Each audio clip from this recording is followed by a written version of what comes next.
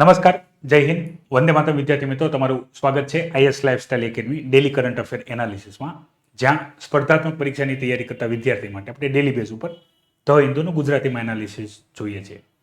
આ એનાલિસિસમાં તમારી એક્ઝામની પ્રિપરેશન સારી રીતે થઈ શકે હેતુસર કરંટ અફેરને હું થિયરી સાથે તમને બહુ ડિટેલમાં સમજાવવા માટે ટ્રાય કરું છું કે જેથી તમને કરંટ અફેરના આધારે થિયરી પણ તમારી તૈયાર થઈ જાય અને એ હેતુથી તમારા પ્રિલિમ્સ, મેન્સ અને ઇન્ટરવ્યુમાં નેશનલ, ઇન્ટરનેશનલ તમને કોઈ પણ ક્વેશ્ચન પૂછવામાં આવે તો એનો જવાબ તમે બહુ સારી રીતે આપી શકો, તમારા આત્મવિશ્વાસમાં વધારો થાય, એ અમારો હેતુ હોય છે. વિદ્યાર્થીની રિક્વેસ્ટ ઉપર આની આખી પીડીએફ આપણે ટેલિગ્રામ ચેનલમાં ડેલી બેઝ ઉપર અવેલેબલ કરાવીએ છીએ, જેથી તમારે નોટ્સ બનાવવી હોય તો તમે એ ટેલિગ્રામ ચેનલની અંદર જે પીડીએફ છે એનો પણ તમે ઉપયોગ કરી શકો છો. લાઈવનો ટાઈમિંગ બપોરના 3 વાગ્યાનો હોય છે. જે વિદ્યાર્થી લાઈવમાં હાજર થતું હોય છે એ લાઈવમાં પણ કોઈ ક્વેશ્ચન પૂછશે થિયરીના તો હું ત્યાં પણ એને રિપ્લાય આપવા ટ્રાય કરીશ અને જરૂરી હશે તો એના ઉપર તમને ડિટેલ વિડીયો પણ ઇન્ફોર્મેશન પ્રોવાઈડ કરી શકીએ અથવા વધારે ઇન્ફોર્મેશન ડિસ્કસમાં ડિટેલમાં સમજાવી શકું તમને, એ હેતુ હોય છે. આપણે આઈએસ લાઇફસ્ટાઇલ એકેડમીમાં માત્ર કરંટ અફેર જ નહીં પણ જે જીએસ હોય છે વિષય, સબ્જેક્ટના લેક્ચર સાથે સાથે ઘણી બધી મૂંઝવણો જે વિદ્યાર્થીને એક્ઝામની શરૂઆતમાં, એક્ઝામ દરમિયાન અને એક્ઝામની પછી પડતી હોય છે એના ઉપર પણ ડિટેલ માહિતી વિડીયો પોસ્ટ કરતો હોઉં છું એક્ઝામ નોટિફિકેશન સાથે. તો તમે આઈએસ લાઇફસ્ટાઇલ એકેડમી યુટ્યુબ ચેનલને સબસ્ક્રાઇબ ન કરી તો અવશ્ય સબસ્ક્રાઇબ કરી લેજો. સાથે અમે જે પ્રયાસ કરીએ છીએ એ પ્રયાસમાં તમને કેટલી મજા આવે છે, તમે કેટલું શીખો છો અને તમને આ માહિતી ગમતી હોય તો અવશ્ય આને લાઇક કરો વિડીયોને અને તમારી આ ઇન્ફોર્મેશનને શેર કરો અન્ય વિદ્યાર્થી સાથે જે તૈયારી કરતા હોય એને પણ ઉપયોગી થાય.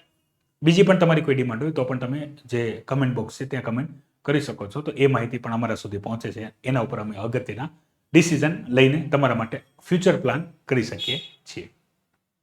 આજે આપણે ડિસ્કસ કરવાના છીએ 27 નવેમ્બર ધ હિન્દુ એનાલિસિસ. તો આપણો જે બંધારણીય દિવસ છે 26 નવેમ્બર, એને 75 વર્ષ પૂર્ણ થયા. એ દિવસના માનમાં આપણા જે રાષ્ટ્રપતિ, ઉપરાષ્ટ્રપતિ, આપણા સ્પીકર, વડાપ્રધાન અને અન્ય લોકો દ્વારા જે એક સ્પીચ આપવામાં આવે છે એની ઘણી બધી બાબતોની હાઇલાઇટ અહીંયા કરેલી છે. એક્ઝામ પોઈન્ટ ઓફ વ્યૂ 3 વ્યક્તિઓની જે કીધેલી વાત છે આપણા માટે અગત્યની છે એની ઉપર હું તમારી સાથે ચર્ચા કરીશ. એમાં એક છે રાષ્ટ્રપતિ, બીજા છે ઉપરાષ્ટ્રપતિ, ત્રીજા છે વડાપ્રધાન. એની આપણી સ્પીચની અગત્યની બાબત છે, ડિસ્કસ કરશું. ઘણી બધી બાબત બંધારણ રિલેટેડ મેં તમારી સાથે જે 25 નવેમ્બર છે, 26 નવેમ્બર છે એની સાથે કરી દીધી છે. જે વિદ્યાર્થીઓ એનાલિસિસ ના જોયું એ એનાલિસિસ જોવો જેથી એને અગત્યની જેટલી પણ માહિતી છે એ સરળતાથી સમજાઈ જાય. અને બાકીની માહિતીની ડિસ્કશન અહીંયા કરીએ તો સૌથી પહેલાં જે આપણા રાષ્ટ્રપતિ છે દ્રૌપદી મુર્મુ, તમારે યાદ રાખવાનું છે એક્ઝામમાં, જીપીએસસી હોય કે યુપીએસસી હોય, તમારે કોઈનું નામ લખવાનું નથી. ભારતના રાષ્ટ્રપતિ, ભારતના અત્યારના રાષ્ટ્રપતિ, ભારતના એ સમયના રાષ્ટ્રપતિ, ભારતના અત્યારના ઉપરાષ્ટ્રપતિ, એ સમયના ઉપરાષ્ટ્રપતિ, ભારતના એ સમયના વડાપ્રધાન, ભારતના હાલના વડાપ્રધાન, આવા સર્વનામથી કામ કરવાનું છે, કોઈનું નામ લખવાનું નથી. પણ અત્યારે હું તમને ખાલી યાદ રહી જનરલ નોલેજ માટે, એટલે દ્રૌપદી મુર્મુ જે આપણા રાષ્ટ્રપતિ છે એમના દ્વારા કીધેલી પહેલી બાબત જે છે એ છે આપણું જે બંધારણ છે.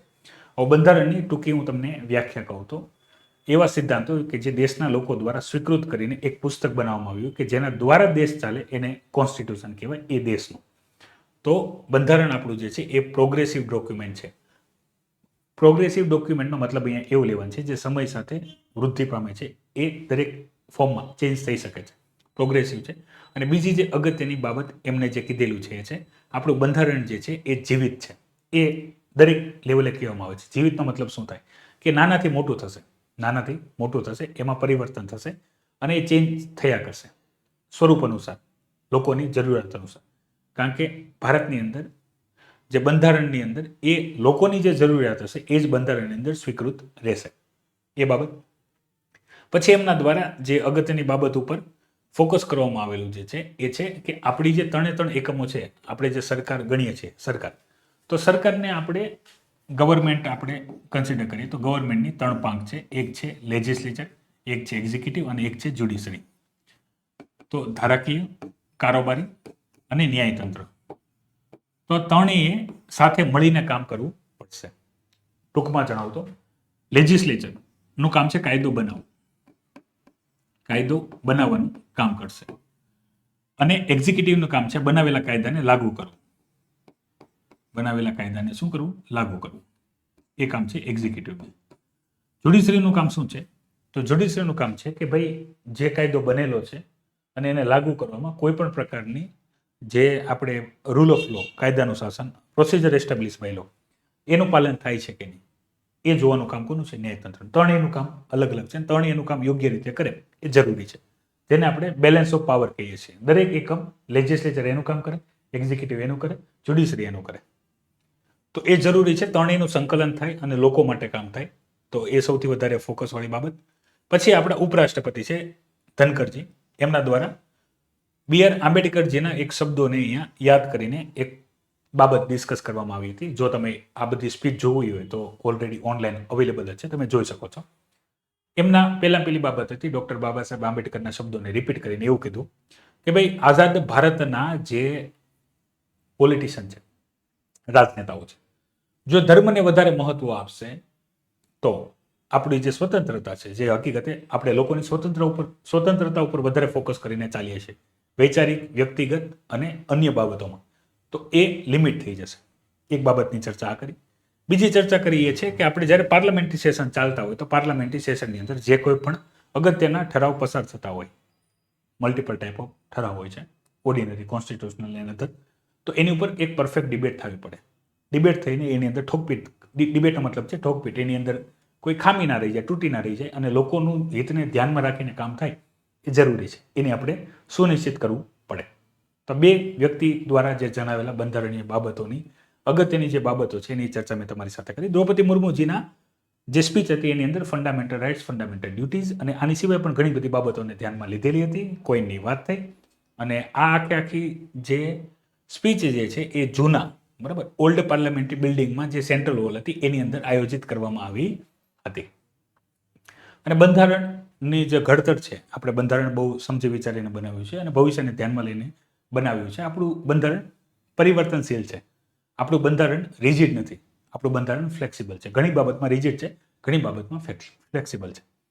આની અંદર તમે વધારે ઇન્ફોર્મેશન ઈચ્છતા હો બંધારણની તો તમારે કમેન્ટ કરવાની છે. તો બંધારણના એકાદ લેક્ચર કવર કરીને કેટલી બધી બાબતો બંધારણની સારી છે, બંધારણના સોર્સિસ કયા છે, કઈ પ્રાવધાન આપણે બંધારણના કયા સોર્સમાંથી લીધું છે, આના રિલેટેડ ક્વેશ્ચન તમને યુપીએસસી, જીપીએસસી ક્લાસથી દરેક એક્ઝામમાં જોવા મળતા હોય છે. તો એ પણ આપણે માહિતી ડિટેલમાં જોશું. પછી આપણે વાત કરીએ સ્પીચની અંદર, તો આપણા જે વડાપ્રધાન છે, તો વડાપ્રધાને એક બાબત બહુ સારી કીધી કે આપણું જે બંધારણ જે છે ને એ લાઇટનું કામ કરે છે, અંધારામાં લાઇટનું કામ કરે છે. તો તમે વિચારો, એક ગાઢ અંધકાર હોય અને એની અંદર તમે ચાલી રહ્યા છો અને તમારી પાસે લાઇટ નથી, તો તમે ભટકી શકો છો, રસ્તેથી ખાડામાં પડી શકો છો, કોઈ વસ્તુ સાથે તમે શું કરી શકો, અથડાઈ શકો છો. આવા કન્ડિશનમાં તમારી પાસે લાઇટ હોય તો રસ્તો પણ ક્લિયર થશે ને આગળ કઈ દિશામાં જવું છે એ પણ સુનિશ્ચિત થશે. તો સેમ સંબોધન સાથે એમણે એમનું વાત જણાવી કે ભાઈ જે બંધારણ જે છે એ એક ગાઈડ લાઇટ તરીકે આપણને શું કરે છે, દિશા નિર્દેશ કરે છે, જેથી આપણે આપણા મૂળ સિદ્ધાંતોથી ભટકી ના જઈએ. આપણે કઈ દિશામાં જવું, ઘણી બધી બાબત એવી છે કે જેમાં આપણને કોઈ અનુભવ નથી, એ બાબતમાં પણ આપણે કઈ રીતે આગળ વધવું છે એ બંધારણ આપણને દિશા દેખાડે છે. દરેક વ્યક્તિ પોતપોતાની વ્યાખ્યા પોતપોતાની રીતે કરી શકે છે. તો આ થઈ ગઈ અગત્યની બાબતો. યાદ રાખવી તો રાખી શકો છો, નો યાદ રાખો તો કોઈ વાંધો નહીં. ક્વેશ્ચન પૂછાય બંધારણ રિલેટેડ તો તમે બાબતોનો ઉલ્લેખ પણ કરી શકો છો જો તમને યાદ રહી તો. હવે એક અગત્યની જાહેરાત જે છે એ કરવામાં આવી છે પાન 2.0. તો પાન 2.0 શું છે? તો અત્યારે જે permanent account number, PAN number જે છે, તો એ જૂની જે સિસ્ટમ, જૂની પ્રણાલી છે એને અપગ્રેડ કરવાનું કામ કરવામાં આવ્યું છે અને એને આપણે નામ આપ્યું છે પાન 2.0. એના માટે સરકારે 1435 કરોડ પૈસા ફંડ જે છે એ ફાળવેલું છે અને ડિજિટલ સિસ્ટમ કરવાની અહીંયા વાત કરેલી છે. તો પેલી ખાસિયતની જો વાત કરી ટૂંક અક્ષરીમાં પતાવીશ, કારણ કે આની અંદર ઘણી બધી હજી બાબતોની ચર્ચા ઉલ્લેખ કરવાનો બાકી છે કે આ નવા પાનમાં શું ચેન્જ હશે. તો આખી ઓનલાઈન સિસ્ટમ હશે,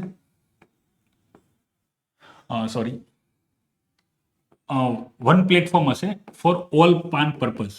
તો પાનની અંદર અહીંયા એવું સમજો, આપણને ખાલી પાન જ ખબર હોય છે કારણ કે આપણે સામાન્ય વ્યક્તિ હોય છે, આપણે ખાલી ખાતું ખોલવા માટે અને બીજી બધી ડિટેલ જ્યાં આર્થિક પ્રવૃત્તિ થતા હોય ત્યાં આપણે પાન જ આપતા હોઈએ. પણ પાન સિવાય ટીન નંબર હોય છે, ટાન નંબર હોય છે. ટીન નંબર ને ટાન નંબર શું છે એ તમારે વધારે વિગતમાં જાણવાની જરૂર નથી. તો આ બધી જે સુવિધા જે પાન સાથે જોડાયેલી છે એ અલગ અલગ જગ્યાએ છે, એ બધાને એકીકૃત કરીને એક વન પ્લેટફોર્મ બનાવવાની અહીંયા વાત કરી છે ડિજિટલી. તો ડિજિટલી પાન કાર્ડની અંદર એક એડિશનલ ઇન્ફોર્મેશન, મતલબ નામ, બર્થ ડેટ, સાઇન, એ બધી ડિટેલ તો હશે જ તે.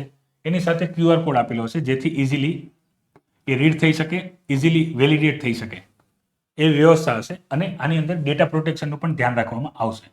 અને મેઇન વસ્તુ આની અંદર જે હાઇલાઇટ જે કરેલી છે એ છે આની અંદર જે ગ્રીવાન્સ રિડ્રેસલ સિસ્ટમ હશે એ બહુ એક્યુરેટ હશે. હવે ગ્રીવાન્સ રિડ્રેસલ સિસ્ટમ એવી હોય, પાન કાર્ડ રિલેટેડ તમને કોઈ પણ ક્વેરી છે, દાખલા તરીકે તમારા નામમાં ભૂલ છે, તમારા બર્થ ડેટમાં ભૂલ છે, તમારા સિગ્નેચર ચેન્જ કર્યા છે તમે, તો આ બધું કરવા માટે તમે ફિઝિકલી જાઓ છો તો પણ ઇસ્યુ આવે છે અને ઓનલાઈન ઇસ્યુ આવે છે, તો વાર લાગે છે.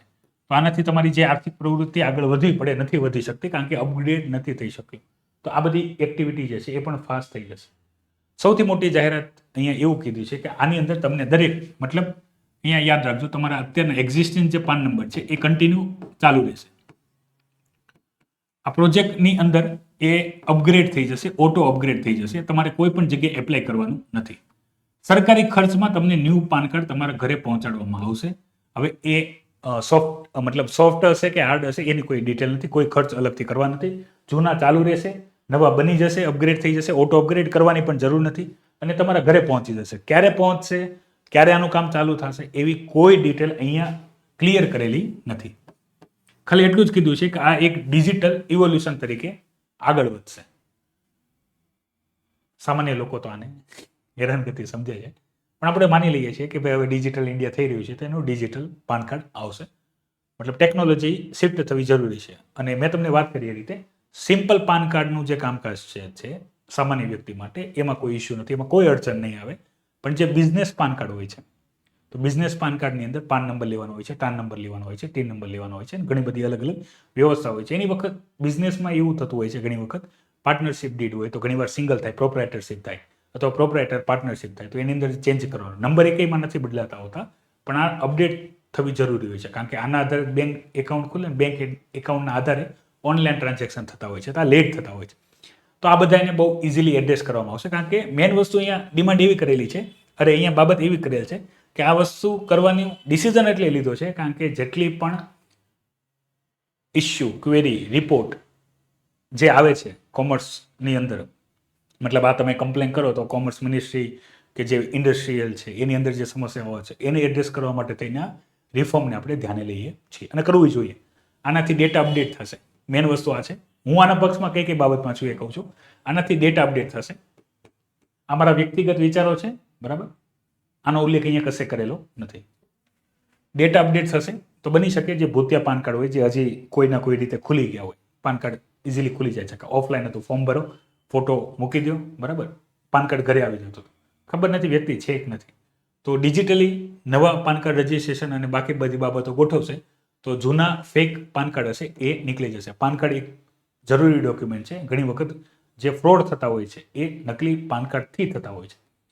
તો એક્ઝેક્ટ ડેટા નથી. અને હાલમાં આપણે ઘણા બધા પાન કાર્ડ છે, અહીંયા 78 કરોડ પાન કાર્ડની વાત કરી છે, તો આ પર્સનલ, એમાં 98% ઇન્ડિવિજ્યુઅલ મતલબમાં 78 કરોડ ટોટલ પાન કાર્ડ છે, એમાંથી 98% કયા છે પર્સનલ, મતલબ વ્યક્તિગત હોય, અને 2% કયા હોય તો બિઝનેસવાળા હોય. મેં તમને જે વાત કરીએ તો બધા અપડેટ થશે અને અપડેટ થઈને બની શકે કંઈક પછી કંઈક વ્યવસ્થા કરે કે જેથી આ ખોટા ફેક હોય, અમુક રિપીટેડ હોય, આ તે હોય, એ દૂર થઈ જાય. આની અંદર ઘણી બધા અપગ્રેડેશન બાકી છે પાન કાર્ડ નંબરની સાથે, તો એ બધું થઈ જશે. તો એક જરૂરી સ્ટેપ છે, સરકારે લેવા જોઈએ. ઇન્કમટેક્સ ડિપાર્ટમેન્ટ કોર્ડિનેશન માટે અહીંયા વાત કરેલી છે દરેકનું. અને આની અંદર હજી રિફોર્મ કરે છે તો ઘણા બધા રિફોર્મ જે છે આપણે સજેસ્ટ કરીએ કે તમારામાંથી પણ કોઈ જે લોના જાણકાર હોય, ઇન્કમટેક્સના જાણકાર હોય, સ્પેશિયાલિસ્ટ હોય, તો પણ તમે ગવર્મેન્ટને સજેશન આપી શકો છો. ગવર્મેન્ટ માનવા બંધાયેલી નથી, ઓકે, પણ તમે સજેશન આપી શકો છો. બીજી જાહેરાત જે કરી છે એ છે one nation one subscription. One nation one subscription. તો આ જે પોસ્ટ ગ્રેજ્યુએશન કોર્સ કરતા હોય છે, માસ્ટર કોર્સ કરતા હોય છે, અથવા પોસ્ટ ગ્રેજ્યુએશનમાં પીએચડી કરતા હોય છે વિદ્યાર્થીઓ જે સાયન્સ ફિલ્ડમાં હોય છે, એને ઘણી વખત રિસર્ચ કરવા માટે ઘણા બધા પબ્લિકેશન હોય છે, એના સબસ્ક્રિપ્શન લેવા પડે તો જે ઇન્ફોર્મેશન જોઈ શકે અથવા એના અપડેટ મેળવી શકે. વિદ્યાર્થી માટે પોસિબલ હોતું નથી. તો એના માટે સરકારે એક પ્લેટફોર્મ બનાવી દીધું છે, વન નેશન વન સબસ્ક્રિપ્શન. આની અંદર સરકાર ઇન્ટરનેશનલ જેટલી પણ જનરલ હશે, સાયન્સ રિલેટેડ અથવા જેનું પણ જરૂરી હશે, દરેક field, it is not only of science, it's all field. University grant કમિશનની અંદર એક પોર્ટલ બનાવી દઈશું જેમાં વિદ્યાર્થીઓ 1.8 કરોડ સ્ટુડન્ટ ઓર 6,300 ઇન્સ્ટિટ્યૂટ, મતલબ 6300 ઇન્સ્ટિટ્યૂટ આખા ભારતની અને એટલા વિદ્યાર્થીઓ એને એક યુઝર ડિટેલ પ્રોવાઈડ કરી દેવામાં આવશે આની અંતર્ગત. એનાથી શું કરશે, જેટલી પણ ઇન્ટરનેશનલ હશે, જે આ વન નેશન વન સબસ્ક્રિપ્શનની અંદર આવતી હશે જનરલ્સ, એનું એને એક્સેસ મળી જશે, એના રિપોર્ટ જોઈ શકશે, એને અલગથી પેમેન્ટ કરવું પડશે નહીં. તો સરકારનું બહુ સારું કામ કહેવાય. આ જરૂરી શા માટે છે, તો જેટલા પણ રિસર્ચ રિફોર્મ થશે ઇન્ડિયાના ધ્યાનમાં અથવા ગ્લોબલી કોઈ ઇસ્યુ ચાલતો હોય એના, તો રિસર્ચ થવી જરૂરી છે. રિસર્ચ માટે ઘણી વખત ડોક્યુમેન્ટ હોવા જરૂરી છે. તમે પણ યુપીએસસી કે જીપીએસસી એક્ઝામની તૈયારી શરૂ કરવા પહેલાં ઘણી બધી રિસર્ચ કરી હશે અને તમને ઘણી માહિતી મળી હશે, નહીં મળી હોય તો તમે ઇમ્પોર્ટન્ટ સમજી શકતા હશો કે કોઈ માહિતી તમને જોતી હોય, યોગ્ય માહિતી ઇઝીલી સેમ હોય, તો એ માહિતી જો તમને સાચી દિશા મળી જાય તો સફળતા મળવામાં સરળતા થઈ જાય છે. તો સેમ વસ્તુ અહીંયા છે. સરકારનો એક બહુ સારો પ્રયાસ છે એજ્યુકેશનની અંદર જે રિસર્ચ છે એને લઈને, કારણ કે સૌથી મોટી સમસ્યા હોય, કારણ કે જરૂર ખાલી 2 કે 3 આર્ટિકલ વાંચવાની હોય, પણ એના માટે સબસ્ક્રિપ્શન લેવું જરૂરી થઈ જતું હોય છે. તો હવે એ લેવું પડશે નહીં, વિદ્યાર્થીઓ માટે બેનિફિટ થશે. કયા વિદ્યાર્થીને ઇન્ક્લુડ કરશો ને એના અલગ અલગ ક્રાઇટેરિયા છે, એનામાં ડિટેલ જવાની જરૂર નથી. One nation one subscription scheme શું છે ખાલી તમને માહિતી હોવી જોઈએ. હવે અહીંયા વાત કરી છે એનજીટીની, national green tribunal. Central government અને અધર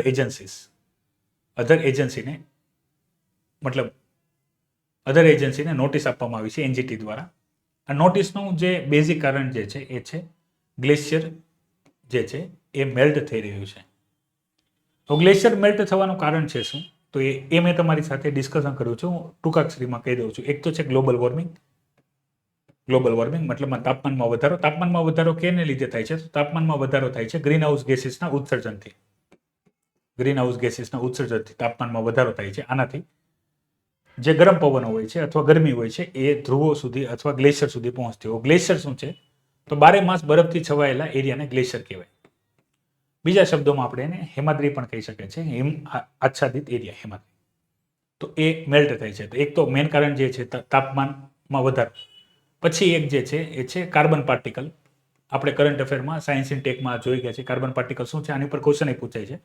તો જેટલું પણ સ્ટબલ બર્નિંગ થાય છે, જેટલા પણ વાહનોનો આપણે ઉપયોગ કરીએ છીએ, એ ગ્રીન હાઉસ ગેસીસનું ઉત્સર્જન કરે જ છે, પણ કાર્બન મુક્ત કરે છે. આ કાર્બન હવાની સાથે ગ્લેશિયર ઉપર જાય છે. આ કાળો કાર્બન હોય છે, એ વધારે ગરમીને આકર્ષે છે, એનાથી ગ્લેશિયર વધારે મેલ્ટ થાય છે. તો આનાથી ગ્લેશિયર લેક આઉટબર્સ્ટની સ્થિતિ પણ જોવા મળે છે, જેનાથી નીચેવાળા એરિયામાં પૂર આવે છે. આ ડિઝાસ્ટરનું પણ એક કારણ થઈ શકે છે. તો એનજીટી, હવે આની અંદર તમારે એનજીટી શું છે, એનજીટીનું કાર્ય શું છે, એનજીટીમાં મેમ્બર કેટલા છે, એ બધી ઇન્ફોર્મેશન તૈયાર કરવાની હોય છે. એનજીટીનો રોલ શું છે, મેઇન વસ્તુ. આ રોલને આધારે હું તમને ડિસ્કશન આપું છું. એ ઉદાહરણ થઈ ગયું. એનજીટીનું મુખ્ય કામ શું છે, તો એ અગત્યનું થશે. ઘણી જગ્યાએ તમે જે પ્રોટેક્ટેડ એરિયા અને બીજા બધા એરિયા છે ત્યાં એનજીટીનું નામ આવશે. બીજી અહીંયા વાત કરી છે સાયક્લોન સ્ટ્રોમને લઈને, પશ્ચિમ બંગાળને લઈને અપડેટ આપેલા છે. આ માહિતી મોસ્ટ આપી છે geography as well as environment and disaster management, ત્રણેય જગ્યાએ જ્યાં સાયક્લોન આવે છે. જીઓગ્રાફીમાં આવશે સાયક્લોન બને છે કઈ રીતે, સાયક્લોન બનવાનું કારણ છે શું, શા માટે બે ઓફ બંગાળમાં વધારે બને છે અરેબિયન સી કરતા. તો આ તો હું ચર્ચા તમારી સાથે મલ્ટિપલ ટાઈમ કરંટ અફેરમાં કરી ચૂક્યો છું. એન્વાયરમેન્ટ જે છે એ છે સાયક્લોન ફોર્મેશનના કારણો આપણે કઈ રીતે એને ઘટાડી શકાય, કારણ કે વધવાનું કારણ જે ગ્રીન હાઉસ ગેસીસ છે એ છે. કારણો પૂછાય છે, જીઓગ્રાફીમાં કારણો પૂછાઈ શકે છે, એન્વાયરમેન્ટમાં પૂછાઈ શકે છે. ડિઝાસ્ટરમાં સાયક્લોન આવે તો આપણે એને કઈ રીતે રોકી શકીએ, આપણે શું ઉપાય ફોલો કરવા જોઈએ. ગુજરાતમાં પણ તટીય પ્રદેશ છે ગુજરાત રીતે, તો જુનાગઢ, ગીર સોમનાથ, પોરબંદર, દ્વારકા અને આ બધા એરિયામાં સાયક્લોનનો ખતરો રહે છે, જે અરેબિયન સીથી જે સાયક્લોન આવે છે. તો ડિઝાસ્ટર મેનેજમેન્ટના અને મિટિગેશનના ઉપાયો પૂછાશે, કઈ રીતે આપણે સાયક્લોનની જે અસર છે એને ઘટાડી શકીએ. તમે યુપીએસસી કે જીપીએસસી કોઈ પણ એક્ઝામ પાસ કરીને જો કલેક્ટર બનશો તો ડિઝાસ્ટર રિલીફની અંદર તમારે પણ કામ કરવાનું થશે. તો એમાં ઉપયોગી થશે. મોસ્ટ એમ્પી ટોપિક છે. હજી શક્યતા છે જ્યારે ફોર્મેશન થશે ત્યારે હું તમારી સાથે ડિટેલમાં એકવાર ડિસ્કશન કરી લઈશ સાયક્લોન ફોર્મેશન કઈ રીતે થાય છે. બીજી એક અગત્યની ન્યૂઝની વાત કરી છે, એ વાત છે સુપ્રીમ કોર્ટે જે director general of civil aviation, short ફોર્મમાં આપણે એને ડીજીસીએ તરીકે ઓળખીએ છીએ, એમણે એક કેસની અંદર ડીજીસીએને એવું કીધું છે કે જે ક્રૂ મેમ્બર છે, ક્રૂ મેમ્બર મતલબમાં જે પ્લેનની અંદર જે પાયલટ અને આની સિવાયના પાયલટ હોય, કો પાયલટ હોય, ક્રૂ મેમ્બર હોય, એર હોસ્ટેસ હોય, એ બધા એના માટે એક દિશા નિર્દેશની માંગ કરી છે. એનું કારણ એવું છે, એક વૃદ્ધ મહિલા ઉંમર અહીંયા આપેલી છે, જરૂર નથી. એમના ઉપર પેશાબ કરવામાં આવ્યો હતો. એ ઘટના કે જેની અંદર એણે પછી કમ્પ્લેન કરી હતી. તો ક્રૂ મેમ્બરે એમની સાથે કોઈ પણ પ્રકારની જે સભ્યતાથી વર્તવું જોઈએ એ પણ ના વર્ત્યા. એમને એમની સીટ ખરાબ હતી તો એ પણ ચેન્જ કરીને ના આપી, અને એને બીજી પણ પ્રોબ્લેમ થઈ. તો પ્રોબ્લેમના બીએફમાં એણે એક બાબતને હાઇલાઇટ કરી, અહીંયા વાત કરી છે ઝીરો ટોલરન્સ, કે આના માટે જે પણ ક્રૂ મેમ્બર જવાબદાર છે એને હકીકતે જે એવિએશન ઇન્ડસ્ટ્રી છે, કોઈ પણ હોઈ શકે, અહીંયા કયા ફ્લાઇટમાં શું ઇસ્યુ થયું એવી વાત નથી કરી. અહીંયા ખાલી સુપ્રીમ કોર્ટે એટલું જ કીધું છે કે DGCA જે છે એ ગાઈડલાઇન્સ બનાવે ક્રૂ મેમ્બર માટે કે આ ટાઈપની કોઈ પણ એક્ટિવિટી થાય તો કોઓપરેશન કરવું પડે કોણ પેસેન્જરને. અને આવું શા માટે કહેવામાં આવ્યું છે? તો એનું કારણ એવું સમજો, પ્લેનમાં બધા સામાન્ય લોકો સફર કરતા હોતા નથી. અમુક કન્ડિશન બાદ કરીને, ઇમરજન્સી વાળી કન્ડિશન બાદ કરીને મોસ્ટ ઓફલી જે સામાન્ય એટલે કોમન મેન કે જે સાયકલ, ટુ વ્હીલ, રિક્ષા, બસ એની અંદર ટ્રાવેલ કરતા હોય છે, એની કમ્પેરિઝનમાં જે ઇન્ટરનેશનલ ટ્રાવેલ કરતા હોય છે એ અસામાન્ય લોકો હોય છે, દેશના અને વિદેશના. તો એમની સાથે ક્રૂ મેમ્બર પાસે વધારે પાવર હોય અને ખબર જ હોય કે એના ઉપર કોઈ એક્શન નથી લેવાની, તો એવા કન્ડિશનમાં એમનું જે વર્તન હશે ખરાબ હશે. તો એ વર્તન ખરાબ હોય એ યોગ્ય નથી દેશ માટેથી અને જે પણ કંપની છે એના માટે.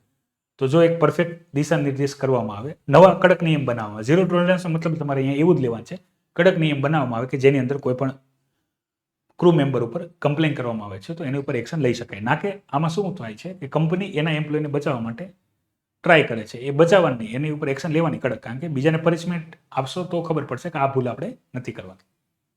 સરકારી અધિકારીઓમાં સેમ વસ્તુ તમે ફીલ કર્યું છે. એને એના કામ કરવા માટે પણ રિક્વેસ્ટ કરવી પડતી હોય છે. કેમ? કારણ કે એને ખબર છે મને કાઢવાની કોઈ વ્યવસ્થા નથી, તમારી પાસે બીજો કોઈ ઓપ્શન નથી, તો કામ ડિલે કરતા હોય છે. તો સેમ વસ્તુ, જે પ્રોબ્લેમ તમે ત્યાં ફેસ કરી શકો છો એવી સેમ પ્રોબ્લેમ એવિએશનની અંદર ફેસ કરતા હોય છે. તો એને લઈને અપડેટ આપેલી છે. ન્યૂઝ બેઝ છે, એક્ઝામમાં નહીં પૂછાય, જાણકારી માટે છે. તમારામાંથી કોઈ પણ જે સિવિલ એવિએશન પાયલટ સ્ટડી કરેલું હોય તો તમારા માટે અગત્યની બાબત તરીકે આ કન્સિડર કરવાની છે.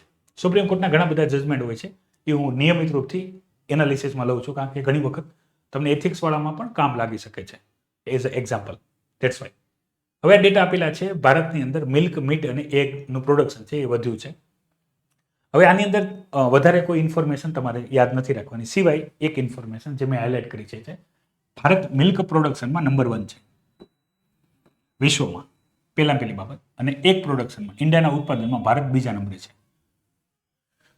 આ તો બહુ સરળ ઇન્ફોર્મેશન છે, તમને યાદ રહી જશે. મિલ્ક પ્રોડક્શનમાં ભારત નંબર 1 ઉપર છે, એગ પ્રોડક્શનમાં ભારત 2 નંબર ઉપર છે. પછી તમારે એમાં ટોપ 5 કન્ટ્રી પણ તૈયાર કરવાની છે. નંબર 1 ભારત છે તો નંબર 2, 3, 4, 5માં કોણ છે? મિલ્કમાં, સેમ એગમાં. હવે એક વસ્તુ યાદ રાખજો, પ્રોડક્શનની વાત ચાલે છે, પ્રોડક્શનમાં ભારત નંબર 1 છે, પણ ભારતની મોટી પોપ્યુલેશન હોવાને લીધે કન્ઝપ્શન મતલબ એનો જે ખપત છે એ પણ વધારે છે, કારણ કે આપણે બધા એનો યુઝ કરીએ છીએ. સૌથી વધારે દૂધ પીતો દેશ ભારત છે, બનાવતોય ભારત છે ને પીતોય ભારત છે, એટલે આપણે કંઈ ખાસ એક્સપોર્ટ કરતા નથી. એની જગ્યાએ ઘણા બધા એવા દેશ છે કે જે ઉત્પાદન તો બહુ ઓછું કરે છે પણ એ પોતે કન્ઝપ નથી કરી શકતા, તો એ લોકો એક્સપોર્ટ કરી શકે છે, જે ભારત કરી શકતું નથી. પણ જે વધારો થાય છે બહુ સારો છે, પ્રોગ્રેસિવ છે, ને હજી વધારો થાય એ આપણા માટે ઉપયોગી છે. સૌથી વધારે દૂધનું ઉત્પાદન કરતું રાજ્ય કયું છે? તો ઉત્તર પ્રદેશ છે. ઉત્તર પ્રદેશ બાદ રાજસ્થાન છે, પછી મધ્યપ્રદેશ છે, ગુજરાત અને મહારાષ્ટ્ર દૂધ પ્રોડક્શનમાં. આ નામ યાદ રાખજો. વેસ્ટ બંગાળ જે છે એને જે મિલ્ક પ્રોડક્શનના એન્યુઅલ ગ્રોથ છે એ રેટમાં વધારે છે. બાકી ટોપ 5 થઈ ગયા મિલ્કમાં. એગમાં નંબર 1 ઉપર આંધ્રપ્રદેશ છે એગ પ્રોડક્શનની અંદર, અને એની પછી જે છે તમિલનાડુ છે એગ પ્રોડક્શનમાં. અને મીટની અંદર વાત કરીએ તો મીટની અંદર સારો એવો વધારો થયો છે. મીટ ડેટા પણ અગત્યના છે, અને મીટમાં કોનું મીટ અવેલેબલ છે તો એ પણ ડેટા આપેલા છે. તો કેટલ, બફેલો અને શીપ અને ગોટ અને પીગ, તો આ એ એનિમલ છે જેનું મીટ પણ પ્રોડક્શન થાય છે. તો ડેટા ખાલી યાદ રાખવાનું છે. આ ડેટા તમને કામ લાગશે એમ્પ્લોયમેન્ટ માટે, કે ભાઈ દરેકને સરકારી નોકરી નથી મળી શકતી અને દરેક બિઝનેસ શરૂ નથી કરી શકતા. તો એકદમ સામાન્ય કામમાં એનિમલ હસબન્ડરી, એગ્રીકલ્ચરની સાથે એનિમલ હસબન્ડરીની અંદર આપણે જો એક આપણી પાસે ગાય કે ભેંસ હોય તો પણ આપણે સારી રીતે આપણા ઘર અને પરિવારનું ગુજરાન ચલાવી શકીએ છીએ. એગ્રીકલ્ચરના ડાયવર્સિફિકેશન તરીકે પણ તમારે આને લેવાનું છે. પોટ્રી, હજી પણ આની અંદર એક બાબત છે એ છે એક્વા ફોર્મિંગ, જેની અંદર મત્સ્યપાલન પણ તમે જોડી શકો છો વિથ એગ્રીકલ્ચર, કે જેથી ખેડૂતોની આવકની ડાયવર્સિફિકેશન ને આવક મલ્ટીપ્લાય ડબલ કરવાની છે એ થઈ શકે. મૂડી અને ફિચ, બરાબર, જે અદાની ગ્રુપની ઉપર જે એક્શન લેવામાં આવ્યું છે એને એના રેટિંગ ઘટાડી દીધા છે. કંપની રેટિંગની એ વાત છે, અદાની ગ્રુપ સાથે જોડાયેલી બાબત છે. આ હું કરંટ અફેરમાં એટલેથી તમને કરાવું છું કારણ કે તમે જ્યારે પણ ફાઇનાન્સ માર્કેટવાળો ટોપિક સ્ટડી કરશો ઇકોનોમીમાં, એક મતલબ બેચની અંદર ચાલતું હોય છે, ત્યારે હું ઘણીવાર જણાવતો કે કંપનીના રેટિંગ કોણ આપતી હોય છે? તો આ જ બધી સંસ્થા આપતી હોય છે કંપનીના ફાઇનાન્શિયલ સ્ટેટમેન્ટને ધ્યાનમાં રાખી. તો એ રેટિંગ ખરાબ થઈ ગયા છે, એ રીતની બાબત. હવે ટ્રમ્પ સાહેબ હજી રાષ્ટ્રપતિ બન્યા નથી, પહેલાં એણે કહી દીધું છે કે મેક્સિકો, કેનેડા, ચાઇના હું આવીશ તો એ બધા ઉપર ટેરિફ લગાડીશ, જેમાં મેક્સિકો અને કેનેડા ઉપર 25% ટેરિફની વાત કરી છે અને ચાઇના ઉપર 25% પ્લસ 10% ટેરિફની અહીંયા વાત કરી છે. અને આ ટેરિફ વધારવાનું જે કારણ જે છે એ છે, બે જ વસ્તુની વાત કરી છે: illegal immigration and drugs. Mexico અને કેનેડા બોર્ડર, જ્યાંથી ઇલીગલ ડ્રગ્સ અને જે લોકો છે અવૈધ રીતે અમેરિકાની અંદર પ્રવેશ કરે છે, તો એને અટકાવવા, ચાઇનાની ગુડ્સ વળી અને ડ્રગ્સ વળી આ બધી એક્ટિવિટીને અટકાવવા માટે. તો આ ખાલી બાબત યાદ રાખજો કે ટ્રેડ વોર શરૂ થવાનો છે જેવા ટ્રમ્પ સાહેબ આવવાના છે એવા. એ ચેન્જ કરી પણ શકે છે ડિસિઝન, એવું કંઈ નથી હોતું, વન ડાયરેક્શન નથી હોતું, યુ ટર્ન પણ લઈ શકાય છે. પણ અત્યારે એને ખાલી આ બાબત જાહેર કરી છે બિફોર પ્રેસિડન્ટ, મતલબ રાષ્ટ્રપતિ તરીકે શપથ લઈ લે અને રાષ્ટ્રપતિ તરીકે કામ શરૂ કરી લે પહેલેથી જ એ બધી માહિતી આપતા જાય છે ભાઈ, કારણ કે આ બધા ડિસિઝનનું ઇન્ટરનેશનલ ટ્રેડ ઉપર બહુ મોટી ઇમ્પેક્ટ પડતી હોય છે. તો લોકો પહેલેથી તૈયાર રહે એના માટે. બિઝનેસ ઇન્ડસ્ટ્રી ટાઈમ મળી જાય ને, એટલો ટાઈમ મળી જાય તો એમાં કંઈક ડિસિઝન લઈ શકે. હવે ઇઝરાયેલે સીઝ ફાયરને લઈને ડિટેલ જાહેર કરેલી છે. સીઝ ફાયર કરવામાં આવશે ઇઝરાયેલ દ્વારા. એમાં પણ પહેલાં એવું હતું કે સીઝ ફાયર નહીં થાય, આ છે તે છે, તો સીઝ ફાયર થશે ને આની અંદર હજી મૃત્યુ થઈ શકે છે અને કેટલો ટાઈમ ચાલશે એની કોઈ બાબતની ડિસ્કશન નથી ને આપણે કરવાની નથી. અપડેટ તરીકે આપણે ખાલી એકવાર જોઈ લેશું. પણ ન્યૂઝ અગત્યની છે એટલે અત્યારે હું તમને ખાલી સીઝ ફાયર વિશે બેઝિક માહિતી આપી દઉં છું. એની સિવાયની ડિટેલ એનાલિસિસ જ્યારે અપડેટ મળી જશે આપણને 1 કે 2 મહિના 3 મહિના, ત્યારે આપણે જોઈ લઈશું. કરંટ અફેર ચાલુ જ રહેશે, યુદ્ધવાળું તો કન્ટિન્યુઅસ ચાલુ જ રહેશે અને એક્ઝામમાં નથી પૂછાતું, ખાલી ન્યૂઝ બેઝ ઇન્ફોર્મેશન છે સીઝ ફાયર શું છે. તો હું તમને જ્યારે સીઝ ફાયરની વધારે ડિટેલ આપી ત્યારે તમારે ખાલી યાદ રાખવાનું છે અને શરૂઆત ક્યારથી થઈ. તો આ છે આજનું ધ હિન્દુ એનાલિસિસ. અગત્યની જેટલી પણ ઇન્ફોર્મેશન છે મેં તમારી સાથે ડિસ્કશન કરી. કોઈ પણ ઇન્ફોર્મેશન ના પણ સમજાણી અત્યારે તમે રેકોર્ડિંગ જોતો હોય ત્યારે તો પણ તમે કમેન્ટ કરજો અને એનાલિસિસ કેવું લાગ્યું એ પણ તમે તમારા ફીડબેક અમને પ્રોવાઈડ કરજો. અને હજી જો ચેનલને તમે સબસ્ક્રાઈબ ન કરી તો કરી લેજો અને ઇન્ફોર્મેશન તમારા મિત્રો સાથે શેર કરજો, જેથી આવી અપડેટેડ ઇન્ફોર્મેશન એમના સુધી પણ પહોંચ્યા કરે. તો વિદ્યાર્થી મિત્રો, આજે હું તમારાથી રજા લઉં છું. કાલે નવી માહિતી સાથે ફરીથી હું તમારા સમક્ષ હાજર છું. ત્યાં સુધી મને રજા આપો. જય હિન્દ, વંદે માતરમ.